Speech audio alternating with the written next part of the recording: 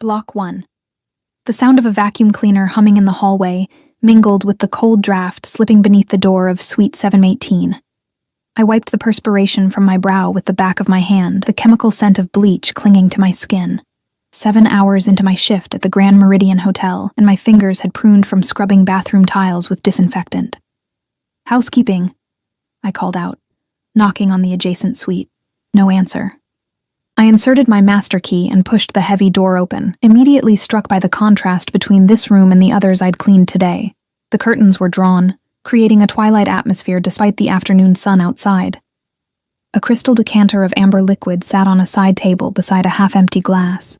The king-sized bed remained untouched, but a cashmere throw was carelessly draped over the leather armchair. Someone had been here, but hadn't slept. I moved quietly through the room, gathering discarded towels and replacing them with fresh ones. The scent here was different, expensive cologne with notes of leather and wood. Nothing like the generic hotel soap other guests used. My gaze caught on a briefcase in the corner. Its leather so fine it almost glowed in the dim light. This suite cost more per night than I made in 2 weeks. My phone vibrated in my uniform pocket. My sister Masha's name flashed across the screen. I hesitated. We weren't supposed to take personal calls during shifts, but Masha was taking care of my daughter Katya while I worked the double shift. I answered quickly, turning toward the window. "Da, что случилось?" I whispered in Russian, asking what happened. "Katya's fever is back," Masha replied in our native tongue. 103. Should I give her the medicine from yesterday, or take her to urgent care? My heart clenched. The pink bottle in the bathroom cabinet, 2 teaspoons. If it doesn't go down in an hour, call Dr. Petrov. I gave her the number, still speaking Russian, the language feeling like a small connection to home as my words tumbled out faster with worry. That's when I heard it. The soft click of the hotel room door closing. I spun around, nearly dropping my phone. A man stood in the entryway, his silhouette backlit by the hallway light. Tall, broad-shouldered, immaculately dressed in a charcoal suit that had clearly been tailored to fit his powerful frame. His dark hair was swept back from his face, revealing features that might have been sculpted, high cheekbones, a strong jaw dusted with the perfect amount of stubble, and eyes so dark they seemed to absorb light rather than reflect it.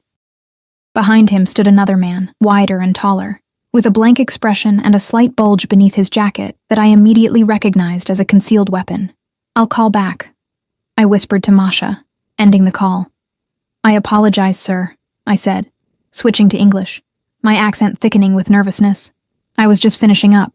The man didn't move from the doorway. Instead, he studied me with an unnerving stillness. Not a leer. I'd experienced plenty of those from hotel guests, but an assessment, as if cataloging every detail about me. "You speak Russian," he said. Not a question, a statement. His voice was deep, tinged with an accent I couldn't quite place. European, but not Russian like mine. "Yes, sir. I'm almost done here." I gathered my cleaning supplies, trying to hide how badly my hands were shaking. "What's your name?" he asked, finally stepping into the room. The bodyguard remained at the door, eyes forward, as still as a statue.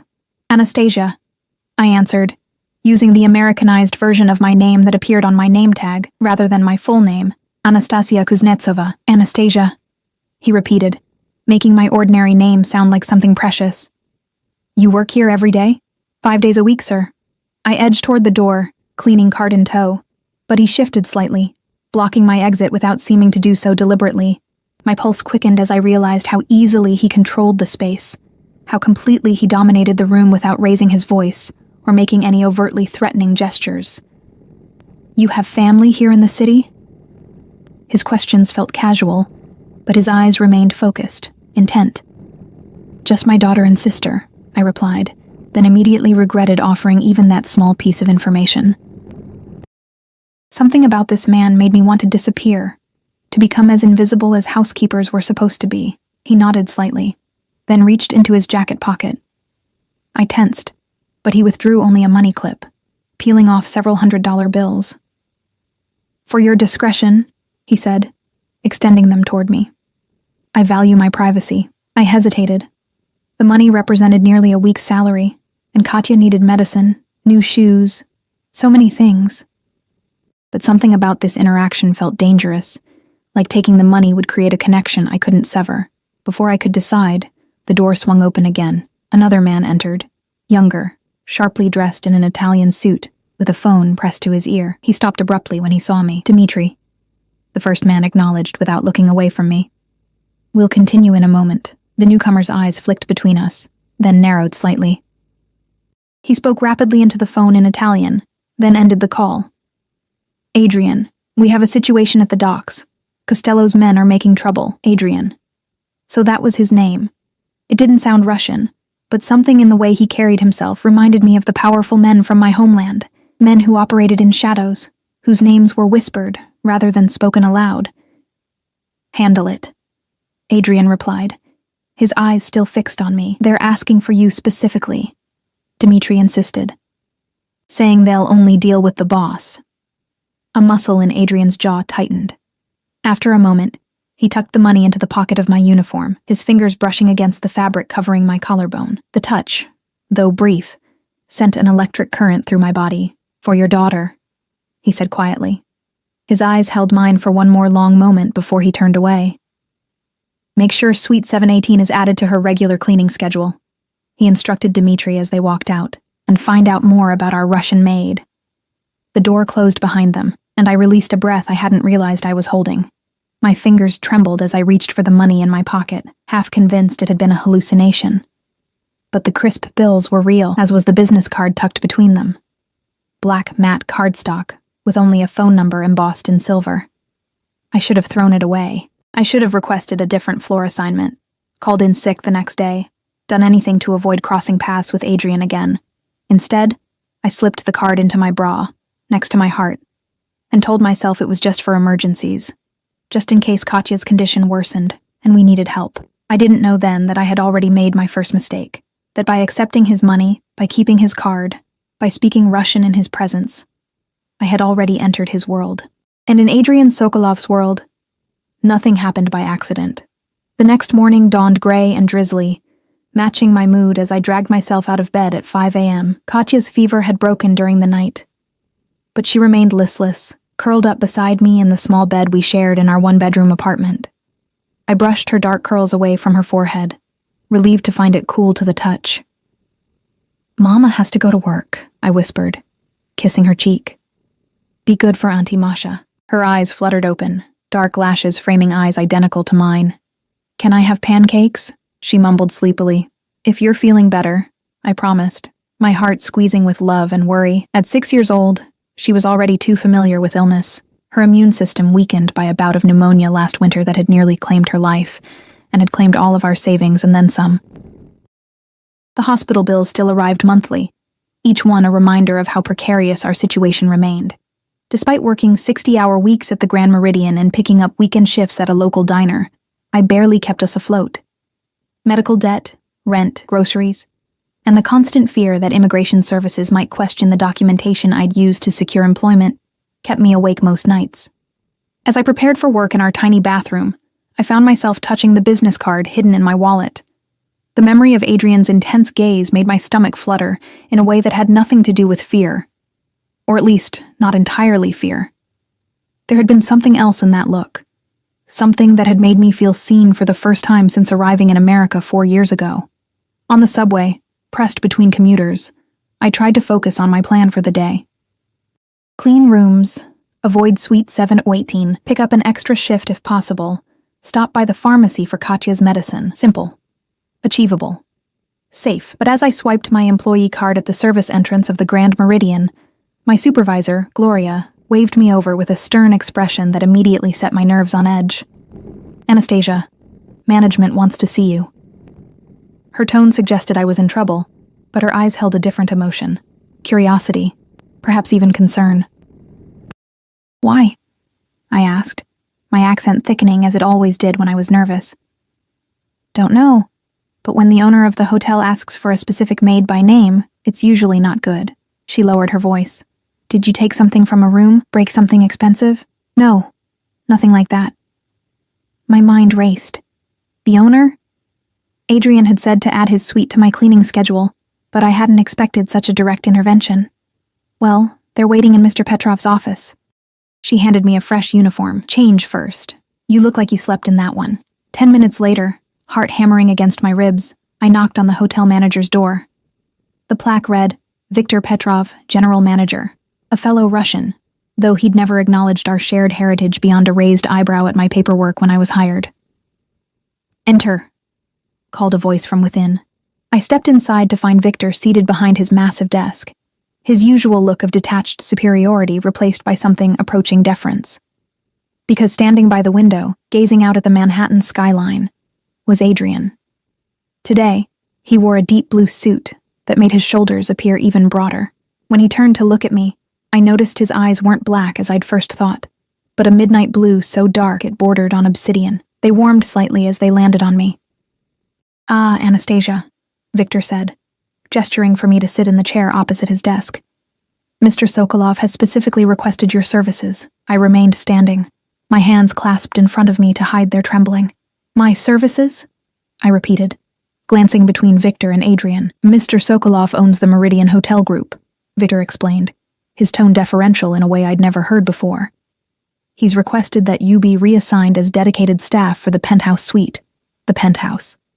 Not just Suite 718, but the crown jewel of the Grand Meridian, occupying the entire top floor with its own private elevator and security. I'd only glimpsed it once during training, marveling at the panoramic views and furnishings that cost more than I would earn in a decade. I don't understand, I said, looking directly at Adrian for the first time since entering the room. I'm just a regular housekeeper. Adrian moved away from the window, each step deliberate. I prefer consistency in my staff, he said, his voice carrying the same quiet authority as yesterday.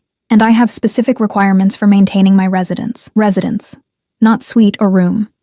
The realization hit me that Adrian Sokolov didn't just own the hotel. He lived here.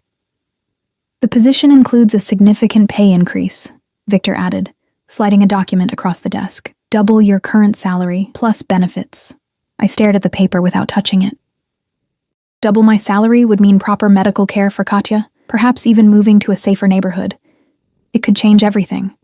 But instinct told me this offer came with invisible strings. I need an answer today, Adrian said, not unkindly. I'll be traveling to Europe tomorrow and require staff arrangements to be finalized.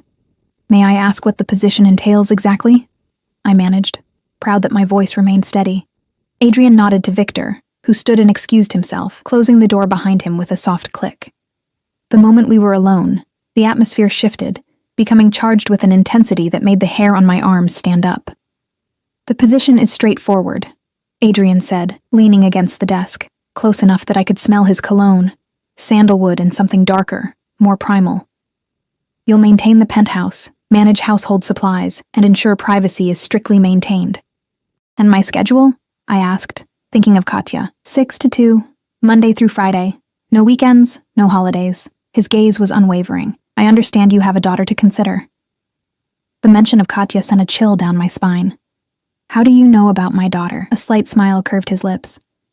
I make it my business to know everything about people who work closely with me, including listening to their phone calls. I dared, remembering how he'd appeared just after my conversation with Masha.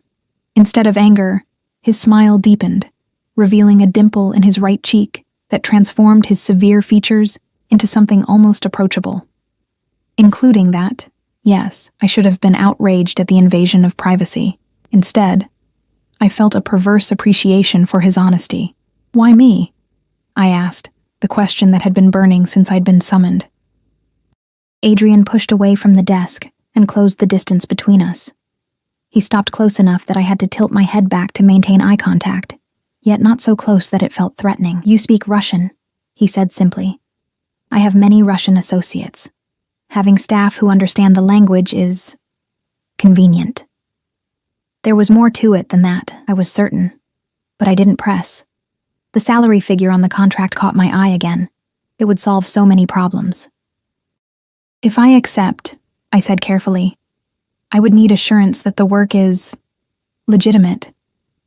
Adrian's expression hardened for a fraction of a second before he chuckled, the sound low and rich.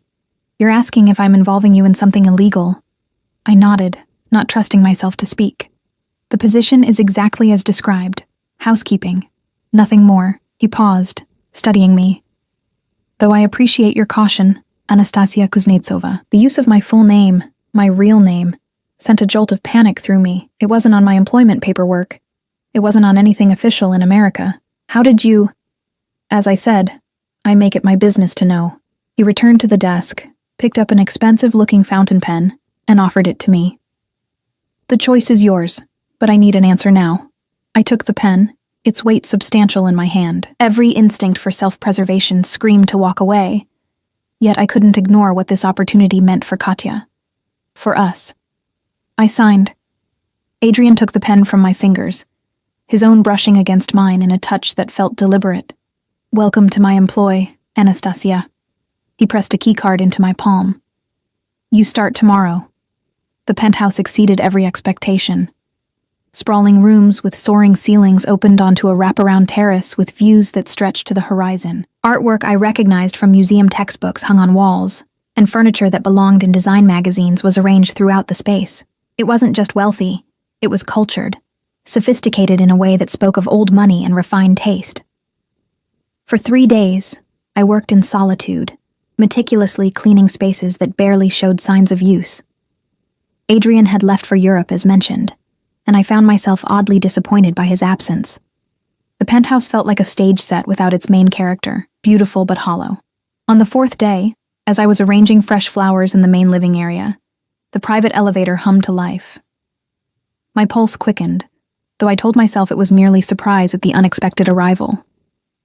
I set down the crystal vase and smoothed my uniform, suddenly conscious of my appearance. The elevator doors slid open to reveal not Adrian, but the man he'd called Dmitri, accompanied by 2 unfamiliar men in dark suits. They carried leather briefcases and spoke rapidly in Italian, falling silent when they noticed me.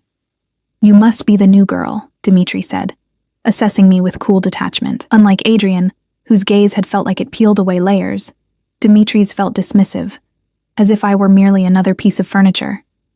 Coffee for 3, conference room. His tone made it clear he was accustomed to being obeyed without question.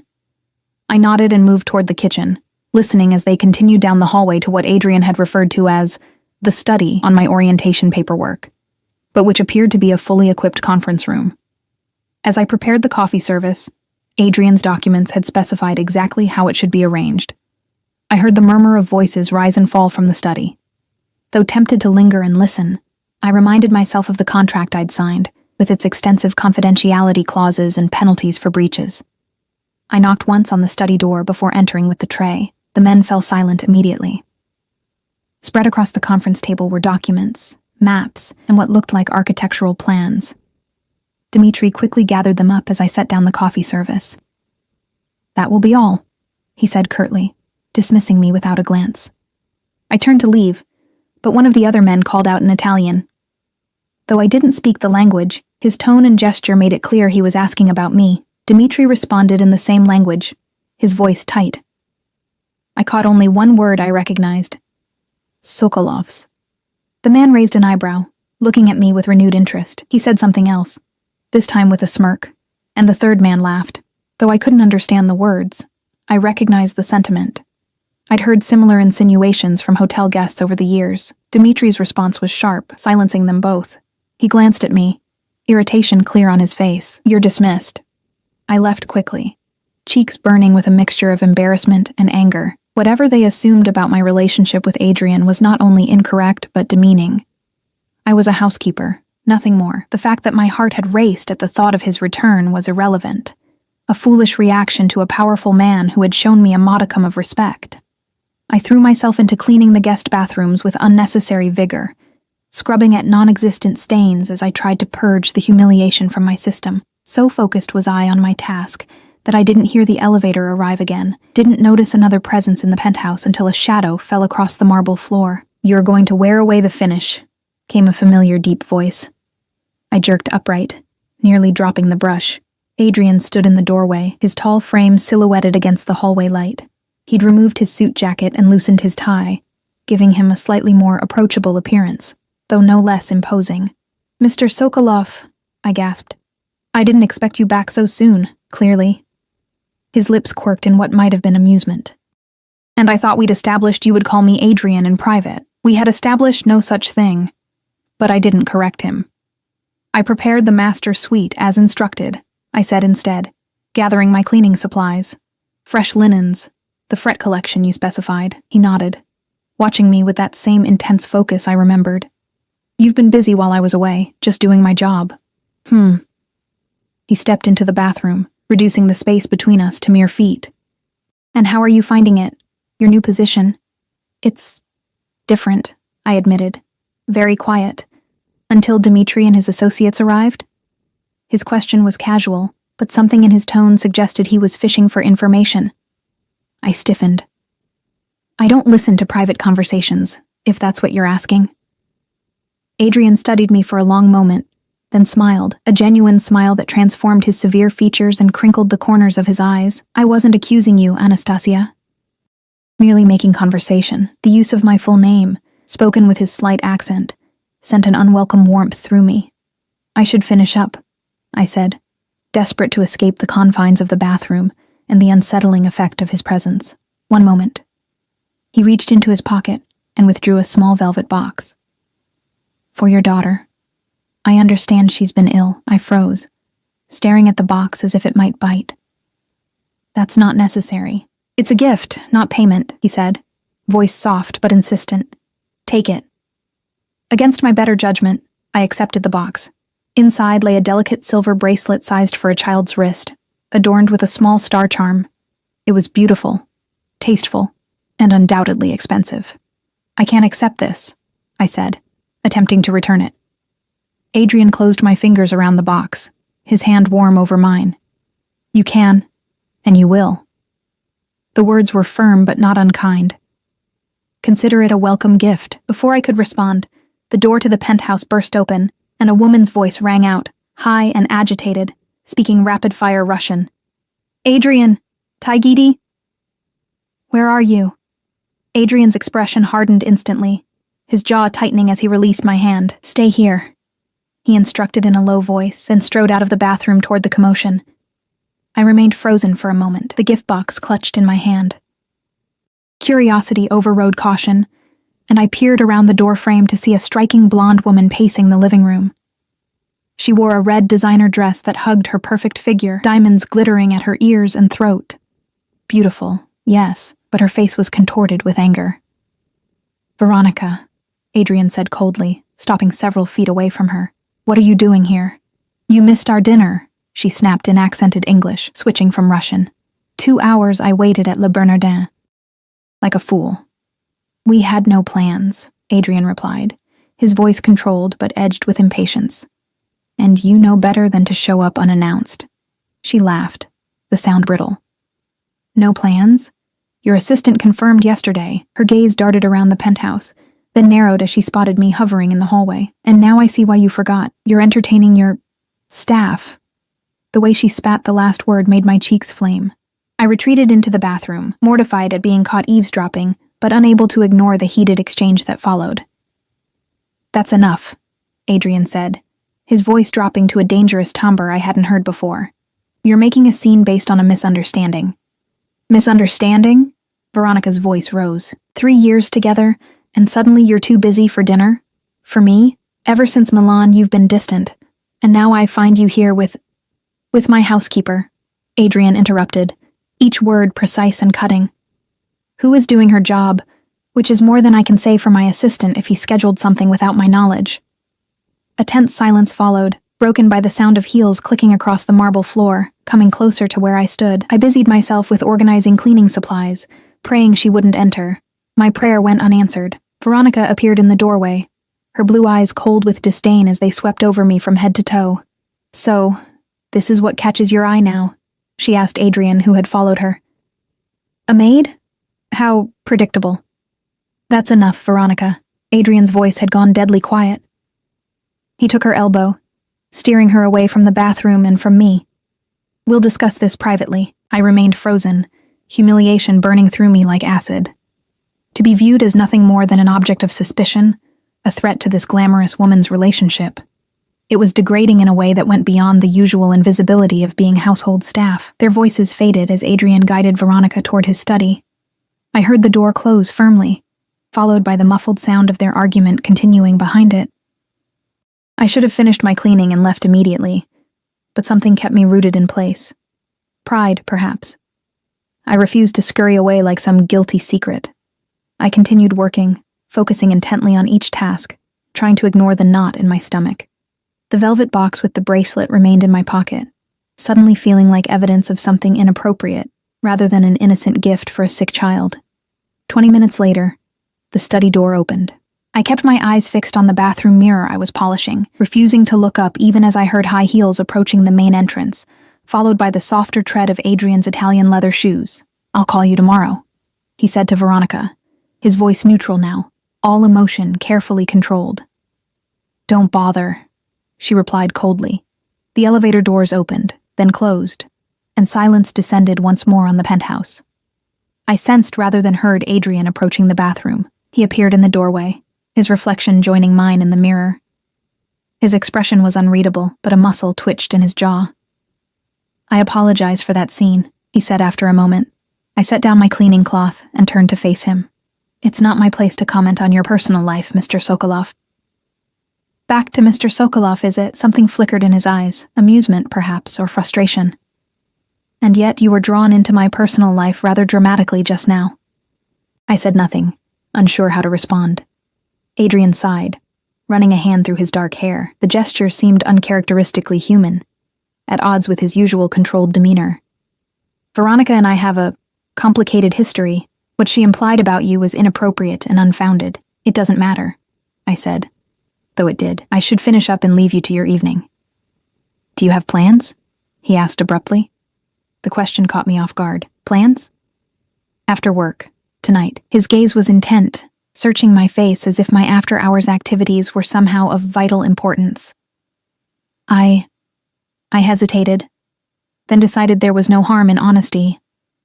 "I pick up my daughter from my sister's, make dinner, help with homework. Nothing special." He nodded, as if confirming something to himself. "And the bracelet. Will you give it to her?" The velvet box seemed to burn in my pocket. "I shouldn't." "But you will," he said, not a question but a statement. "Because it will make her happy." I couldn't deny it. The thought of Katya's face lighting up at the sight of the delicate silver bracelet was already weakening my resolve to return the gift. "Why are you doing this?" I asked, the question escaping before I could stop it. Adrian's expression softened almost imperceptibly. "Does there need to be a reason for kindness?" In my experience, yes, the words came out more bitter than I intended, especially from powerful men. Instead of taking offense, he laughed, a genuine sound that transformed his face and made him look younger, almost approachable. "Fair enough. Let's say I have my reasons and leave it at that for now." Before I could press further, his phone rang. He glanced at the screen, and his expression hardened instantly. "I need to take this. We'll continue our conversation another time, Anastasia." He answered the call as he walked away, speaking rapid-fire Italian. I caught only the tension in his voice, the sudden shift from the almost relaxed man who had laughed moments before to the formidable figure who commanded respect with his mere presence. I gathered my cleaning supplies and prepared to leave, trying to ignore the confusion swirling inside me. This job was supposed to be straightforward. Clean the penthouse, maintain privacy, collect a better paycheck. Nothing in the contract mentioned navigating jealous girlfriends or accepting gifts or wondering about the true nature of Adrian Sokolov's interest in me. As I waited for the service elevator, I glanced back at the penthouse. Through the open door of the study, I could see Adrian standing at the window, phone pressed to his ear, his profile severe against the backdrop of the New York skyline, powerful, dangerous, compelling in a way I didn't want to examine too closely. The elevator arrived, and I stepped inside, telling myself that tomorrow would be simpler, that I would maintain professional boundaries and emotional distance, that I would remember who I was and who he was, and all the insurmountable differences those identities entailed. I was lying to myself, of course. But sometimes lies are necessary for survival. "Mama, look. It sparkles." Katya twirled in front of our small bathroom mirror, the silver bracelet glinting on her thin wrist. Her delight was infectious, her smile brighter than I'd seen in weeks. "It's beautiful on you, Solnishko." I kissed the top of her head, breathing in the clean scent of her freshly washed hair. "My sunshine, my light. But remember what I said. It's very special, so you must be careful with it." "I'll never take it off," she declared, with the absolutism of a 6-year-old. Is it from a secret admirer? I nearly choked on my tea. Where did you learn that phrase? Auntie Masha was watching a show. Katya shrugged, still admiring the bracelet. She said sometimes ladies get presents from secret admirers who love them. It's just from a friend, I said carefully. Now, time for bed. You have school tomorrow. Later, after Katya had fallen asleep, I sat at our tiny kitchen table with Masha, nursing a glass of cheap wine. A friend, huh? Masha arched an eyebrow, unconvinced. Must be some friend to give silver jewelry to a child he's never met. It's not like that, I insisted, though I wasn't entirely sure what it was like. He's my employer. Masha's eyes widened. The hotel owner? Nastya, what are you getting yourself into? Nothing. It was a get-well gift, that's all. I took a large swallow of wine. His daughter probably has dozens of bracelets like that. Does he have a daughter? The question stopped me short. I realized I knew almost nothing about Adrian's personal life beyond what I'd witnessed with Veronica. I don't know, I admitted. Masha leaned forward, her expression serious. Listen to me. Men like that, rich, powerful, they don't give gifts without expecting something in return. Be careful. I know what I'm doing, I said, more to convince myself than her. It's just a job. A good one that pays well and gives us stability. Masha didn't look convinced, but she dropped the subject, turning instead to gossip about her co-workers at the diner. I only half listened, my mind drifting back to the moment in the bathroom when Adrian's laugh had transformed him from intimidating boss to something far more dangerous, a man I could find myself attracted to. The next week passed in a strange rhythm. Adrian was rarely at the penthouse during my shifts, but evidence of his presence accumulated in small ways: a glass of scotch left on the terrace, a tie draped over a chair, books moved from shelves to bedside tables. I found myself studying these small signs, piecing together a picture of the man from the fragments he left behind. His taste in literature surprised me. Russian classics like Dostoevsky and Tolstoy, yes, but also poetry, philosophy, even contemporary fiction. One day, I found a collection of Akhmatova's work, the pages dog-eared and annotated in a strong, slanting hand. I traced my fingers over his handwritten notes in the margins, this unexpected glimpse into his mind more intimate than anything I'd encountered in his personal spaces. On Friday, as I was preparing to leave, the private elevator hummed to life. Adrian stepped out, accompanied by the silent bodyguard I'd seen that first day. Both men looked exhausted, Adrian's usual immaculate appearance slightly rumpled, as if he'd been wearing the same suit for too long. Anastasia, he acknowledged me with a nod. I thought you'd be gone by now. Just finishing up, I replied, suddenly conscious of having let my hair down from its usual practical bun. You're back earlier than expected. A ghost of a smile touched his lips. You've been tracking my schedule? It affects my work, I said quickly, feeling heat rise to my cheeks. Knowing when to expect occupancy. Of course. He shrugged out of his suit jacket, wincing slightly as he rolled his shoulder. Are you injured? The question escaped before I could stop it. Adrian's expression closed immediately. Nothing serious. A minor disagreement.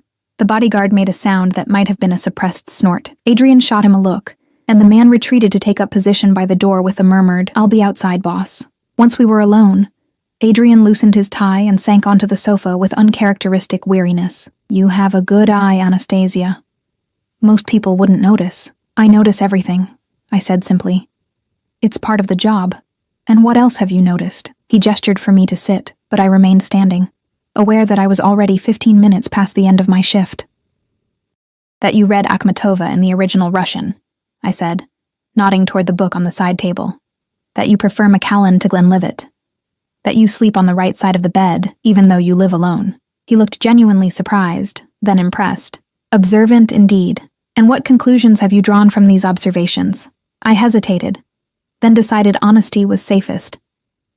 That you're more complex than you appear at first glance. That you value privacy but live in a hotel. That you're Russian, or at least have strong ties there, but prefer to speak English. Adrian studied me with renewed interest, as if seeing me properly for the first time. All accurate. You'd make a formidable intelligence agent, Anastasia Kuznetsova. I'm just a housekeeper, I reminded him, though we both knew it wasn't that simple. My shoulder was dislocated, he said abruptly, changing the subject. An old injury that sometimes flares up. I nodded, recognizing the lie but accepting it. Whatever had caused his injury, it wasn't my business. Ice and rest will help. Are you a doctor as well as a housekeeper? There was that hint of amusement again, warming his dark eyes. No, just a mother. Children are constantly hurting themselves. I glanced at my watch. Speaking of which, I need to go. Katya will be waiting. How is she? Did she like the bracelet? The genuine interest in his voice caught me off guard. She loves it. She wanted me to thank her secret admirer. Adrian laughed, then winced as the movement jarred his shoulder. A secret admirer at 6. She's precocious.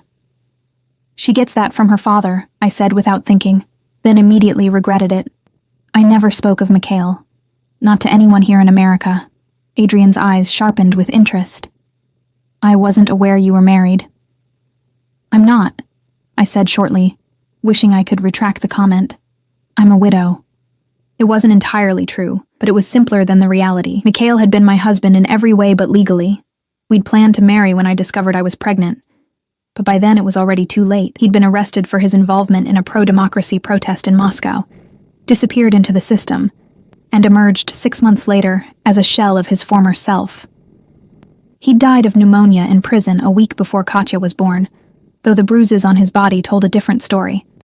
I'm sorry, Adrian said, his voice surprisingly gentle. Recently? 4 years ago, before we came to America. I moved toward the door, desperate to end this conversation before I revealed more than was safe. I should go. Adrian stood, moving with the fluid grace that always seemed at odds with his powerful build. Of course. But before you leave, he reached into his pocket and withdrew an envelope. For you. I eyed it warily. What is this? Tickets, he said, holding out the envelope. The Bolshoi Ballet is performing at Lincoln Center this weekend. Sleeping Beauty. I thought your daughter might enjoy it. I stared at him in disbelief. Ballet tickets were far beyond my means, especially for a prestigious company like the Bolshoi. Why would you... Consider it a bonus for your excellent work, he said smoothly, pressing the envelope into my hands. 2 tickets, Saturday matinee. Unless you already have plans? No, but... Then it's settled. His tone brooked no argument. My driver will collect you at noon. Your driver? I shook my head, finding my voice. That's unnecessary, and inappropriate. Adrian's expression hardened slightly. New York traffic is unpredictable. I'd hate for you to miss the performance. Mr. Sokolov, Adrian. I took a breath, steadying myself. You're being very generous, but I can't accept this. The bracelet was already too much. You can, and you will.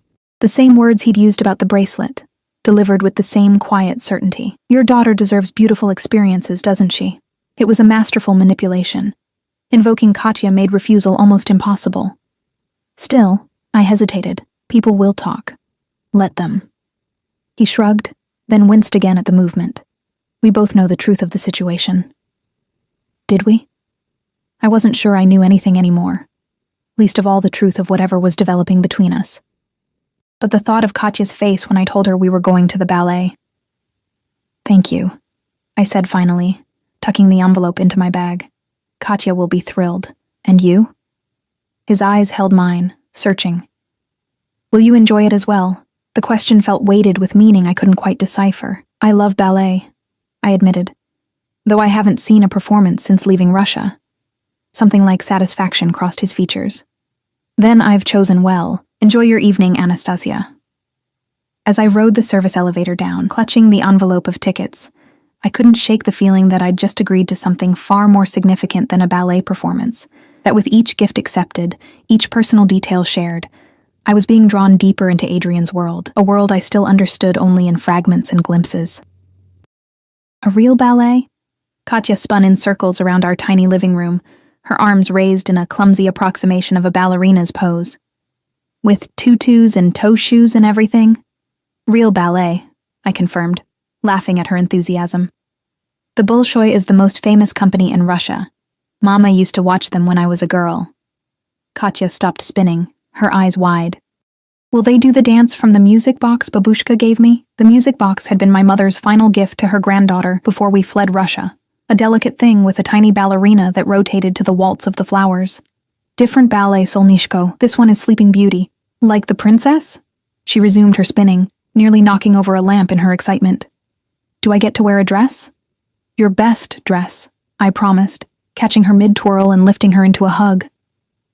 Her small body felt warm and solid against mine, her heart beating like a bird's. And we're going in a fancy car. Masha, who had been listening from the kitchen doorway, raised an eyebrow. A fancy car? Provided by your generous employer, I assume. I set Katya down. Go brush your teeth, little one. It's bedtime. Once Katya had scampered off to the bathroom, I turned to Masha. It's just a car service. To make sure we arrive on time, Nastya. Masha crossed her arms. This man gives your daughter silver jewelry. Now ballet tickets and a private car? You're smart enough to know what this looks like. It's not like that, I insisted, though the doubt in her eyes mirrored my own uncertainties. He's just being kind. Men like that aren't kind without reason, Masha replied, her voice dropping to ensure Katya wouldn't overhear. What does he want from you? The question had been haunting me since I'd left the penthouse. What did Adrian Sokolov want from a widowed immigrant housekeeper? If physical attraction was his goal, there were far more direct approaches available to a man of his wealth and power.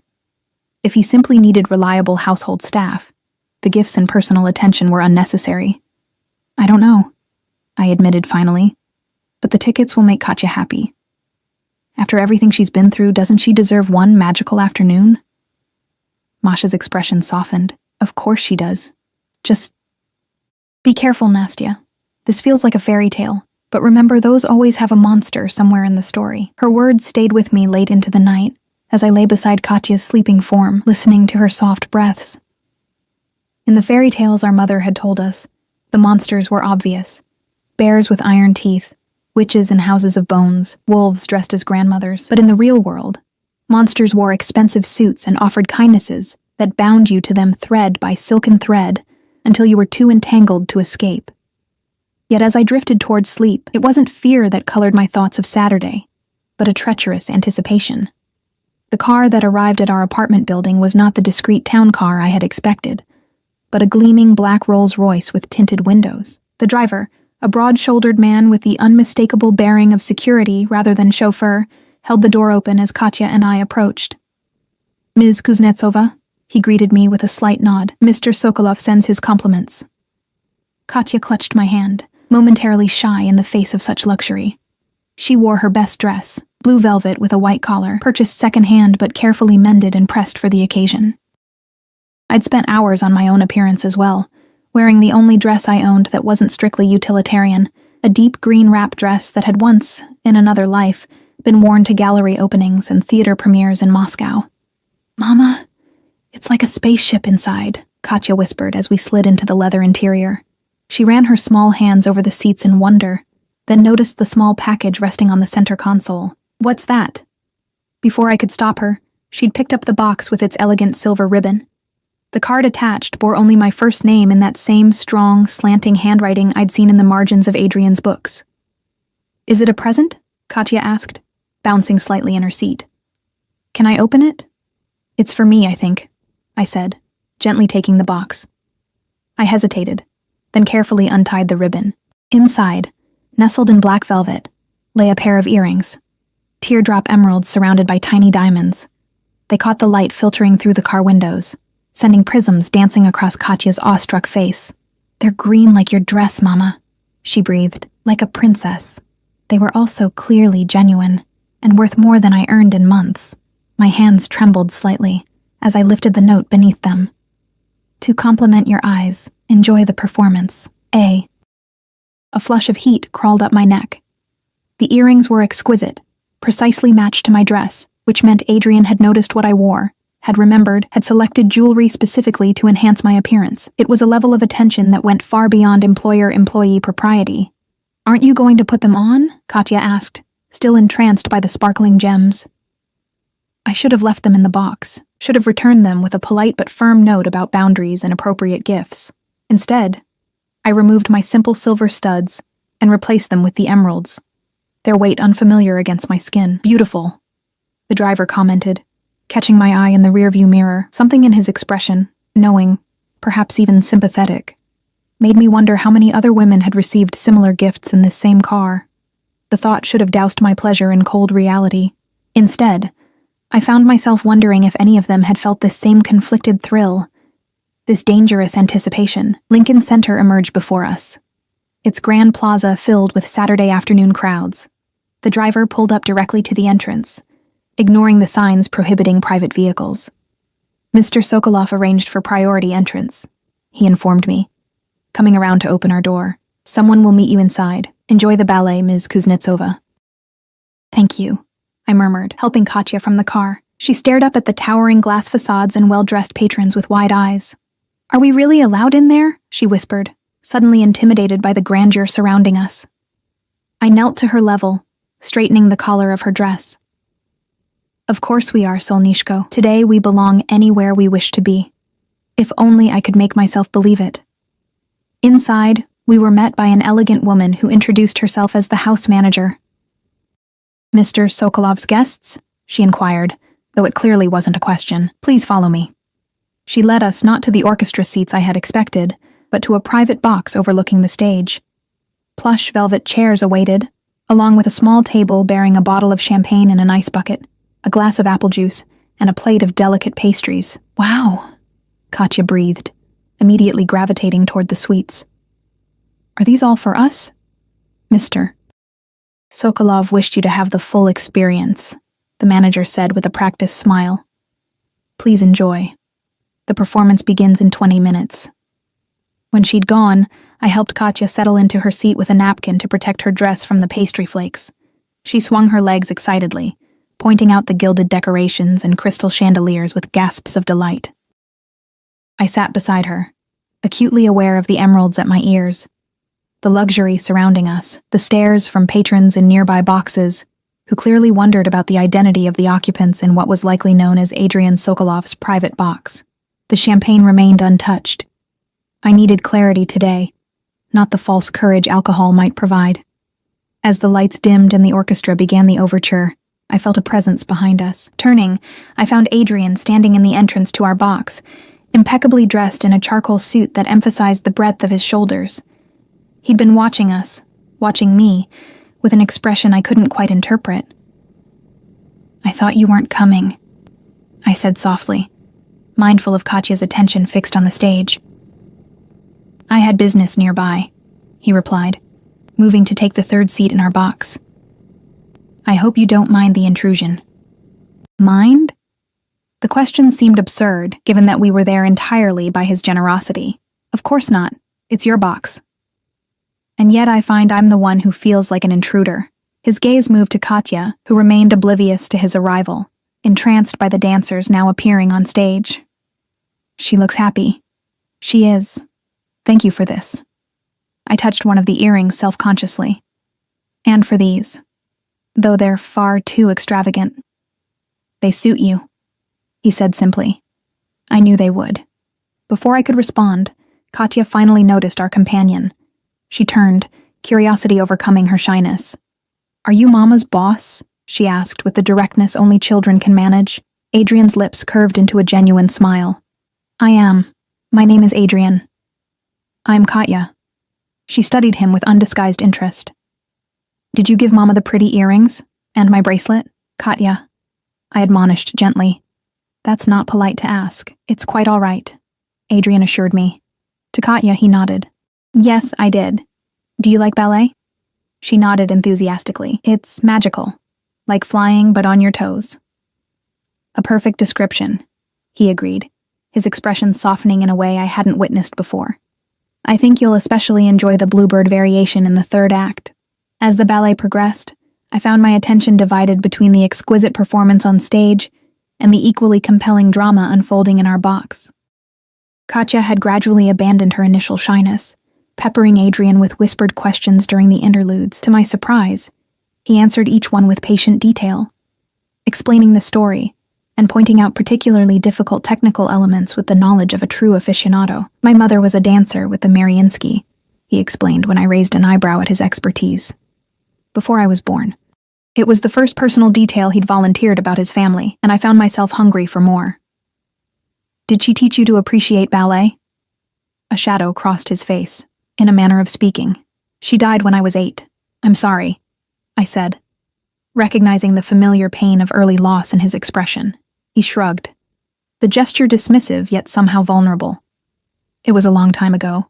Katya, oblivious to the undercurrents of our conversation, tugged at Adrian's sleeve as the orchestra began the waltz from Act 1. This is like my music box, she exclaimed. The one from Babushka. Adrian leaned closer to hear her over the music. Is that so? Your grandmother gave you a music box? Before we left Russia, Katya nodded. It plays this song and has a little ballerina that spins. A treasured possession, then, he observed, glancing at me with a question in his eyes. I nodded slightly. One of the few things we brought with us. The conversation might have continued, but the appearance of the lilac fairy on stage recaptured Katya's attention. She fell silent, enraptured by the performance, unconsciously mimicking the fairy's arm movements from her seat. She has an eye for it, Adrian murmured, his breath warm against my ear. The precision, the timing. She's always loved dance, I replied, equally quiet. But lessons. I trailed off, unwilling to mention the financial impossibility. Adrian said nothing, but I felt the weight of his gaze. Thoughtful, calculating. I recognized the look from our previous interactions, the expression he wore when pieces were falling into place in some private strategy. It should have frightened me, but instead, I felt a dangerous thrill of anticipation.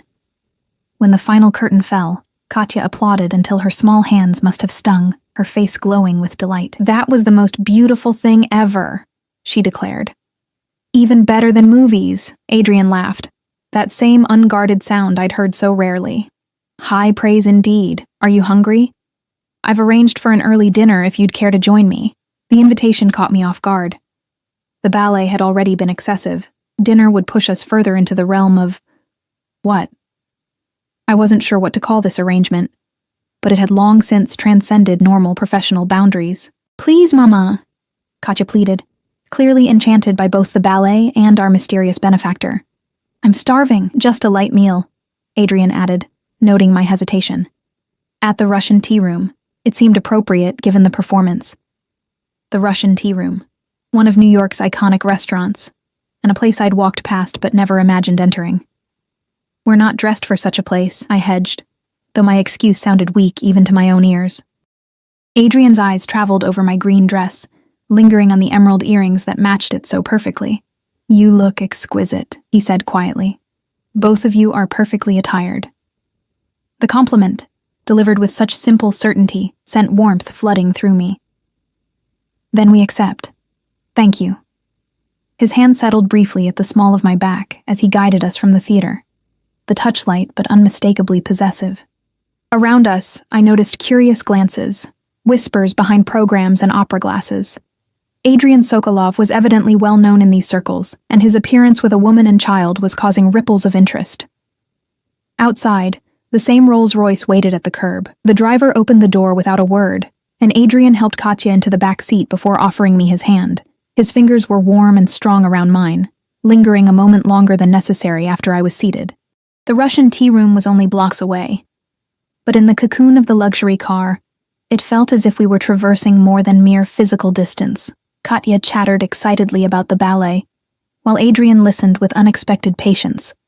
I remained quiet, watching the interaction with a mixture of pleasure and unease. They looked right together somehow, this powerful man and my bright-eyed daughter, connected by a shared appreciation of beauty and art that transcended their vastly different worlds. The restaurant interior was exactly as I remembered from the glimpses I'd caught through its windows. Red leather banquettes, samovars gleaming on shelves, the famous bear-shaped aquarium. The maitre d' greeted Adrian by name, leading us to a private booth in a secluded corner. Wow, Katya breathed, eyes wide as she took in the opulent surroundings. It looks like a palace. It's designed to remind Russians of home while impressing Americans, Adrian explained with a wry smile. A bit theatrical, but the food is authentic. He ordered for us in fluent Russian, selecting dishes I hadn't tasted since leaving Moscow. Proper borscht with sour cream, pelmeni with butter and dill, blini with caviar, though he requested sturgeon roe for Katya, correctly guessing that traditional caviar might be too salty for her palate. As we ate, I observed Adrian with new eyes. Here, surrounded by reminders of his heritage, he seemed more relaxed than I'd ever seen him. The dangerous edge that usually accompanied his presence temporarily softened.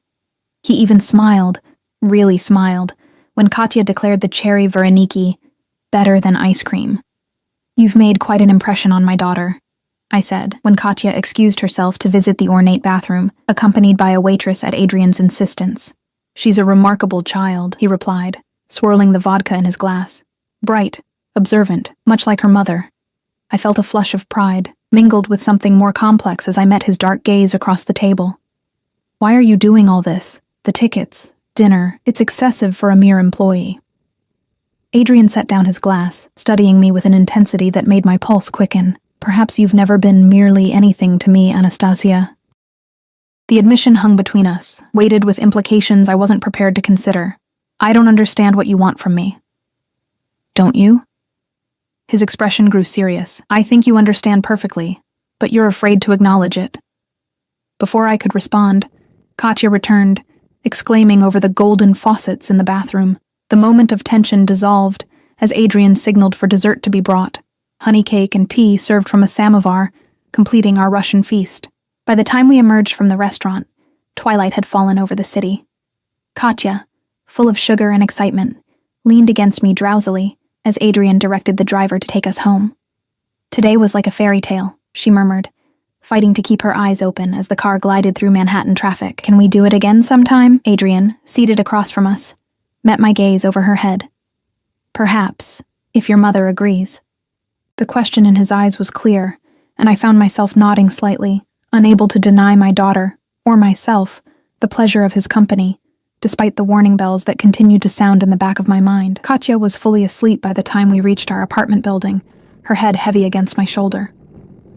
Adrian dismissed the driver with a quiet word, then insisted on carrying my exhausted daughter upstairs. "It's not necessary," I protested. "I can manage." "I'm sure you can," he replied, already lifting Katya's slight form in his arms. "You've managed everything on your own for years. Allow me this small courtesy." Too tired to argue, I led him up the 4 flights of stairs to our apartment, acutely conscious of how the modest surroundings would appear to someone accustomed to penthouses and private boxes. I unlocked the door with a whispered apology for the cramped space. Adrian said nothing as he carried Katya to the bedroom I indicated, laying her gently on the bed with unexpected tenderness. He stepped back as I removed her shoes and covered her with a blanket, brushing a kiss against her forehead. "Thank you," I said softly as we retreated to the tiny living area, "for everything today. It meant a lot to her." "And to you?" Adrian asked, standing too close in the confined space, his presence filling the room in a way that had nothing to do with his physical size. "Yes," I admitted. "It was beautiful." He reached out, his fingers brushing my cheek in a touch so light it might have been imagined. "You deserve beautiful things, Anastasia. You and your daughter both. We have everything we need," I said, though even to my ears the assertion sounded hollow. Need and deserve are different concepts. His hand moved to my ear, fingers tracing the emerald earring I still wore. "These suit you, as I knew they would. Accept them as a gift freely given, with no obligations attached." "There are always obligations," I whispered, fighting the urge to lean into his touch. "Everything has a price." Adrian's expression darkened. "Is that what you believe? That I expect payment for my generosity?" I don't know what to believe anymore. The admission cost me, but honesty seemed the only path forward. "I don't understand what's happening between us." "Then let me be clear." His voice dropped lower, intimate in the silence of the apartment. "I want you, Anastasia. Not as an employee, not as a conquest. As a woman who fascinates me, challenges me, sees me clearly despite all my attempts at concealment. The declaration should have shocked me, but some part of me had known this was coming since that first moment in Suite 718 when our eyes had met. "It's impossible," I said, though my body betrayed me, leaning closer to him. "You're...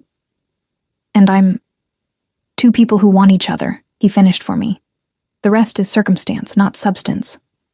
His hand slid to the nape of my neck, warm and sure. I should have pulled away, should have reminded him of Veronica, of professional boundaries, of all the reasons this was a catastrophic idea. Instead, I remained motionless as he lowered his head, his breath mingling with mine for a suspended moment before his lips touched mine. The kiss was gentle at first, a question rather than a demand. When I didn't resist, it deepened, becoming something hungry and insistent that awakened an answering need within me.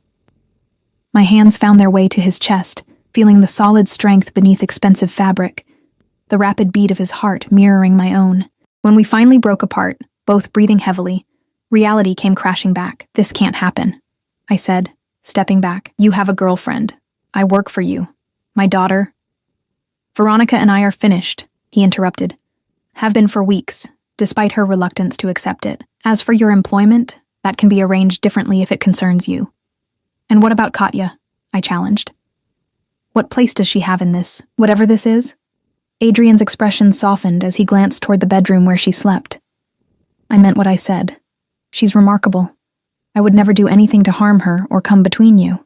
You barely know us," I argued, though my resistance was weakening by the moment. "I know enough." His certainty was both frightening and alluring. The rest we discovered together. He reached for me again, and this time, I didn't resist as he drew me against him, his arms encircling me in an embrace that felt, against all reason, like coming home. "Stay," I whispered against his chest, "just for a while." He did, holding me on the second-hand sofa as I told him about Mikhail, about our escape from Russia after his death, about the struggles and small triumphs of building a life for Katya in a new country. He listened without interruption, one hand stroking my hair, the other holding mine as if it were something precious.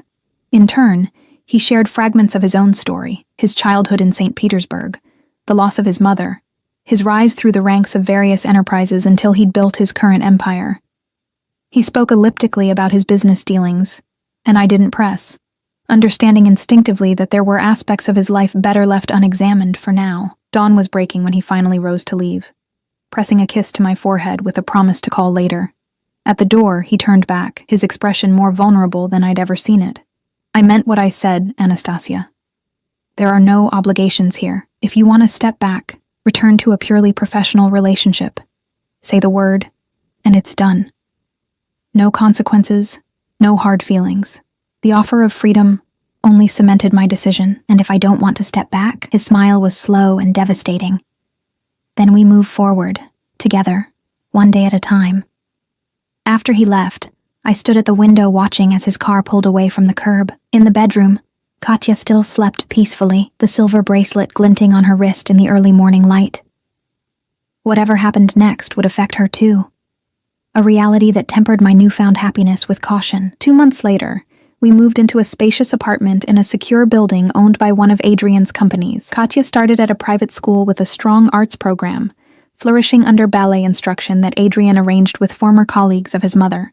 I left my position at the hotel, though not my work entirely. Adrian understood my need for independence, for an identity beyond being his partner. As for Adrian himself, he remained in many ways the complex, sometimes dangerous man I'd first encountered. His business dealings still included elements I chose not to examine too closely, and there were rooms in his life I hadn't yet entered. But with me, with Katya, he showed a side that few others witnessed. Tender, vulnerable, capable of a love so fierce it sometimes frightened me with its intensity. There were complications, of course. Whispers followed us at social events. Speculation about the Russian maid who had somehow captured the untouchable Adrian Sokolov. Veronica made a scene at a restaurant once, her accusations sliding off Adrian like water as he calmly escorted us out, his hand protective at my back. His associates regarded me with varying degrees of curiosity, respect, and in some cases, poorly concealed disdain. None of it mattered when we were alone together. When he read Russian fairy tales to Katya before bed, his deep voice giving life to the stories of my childhood.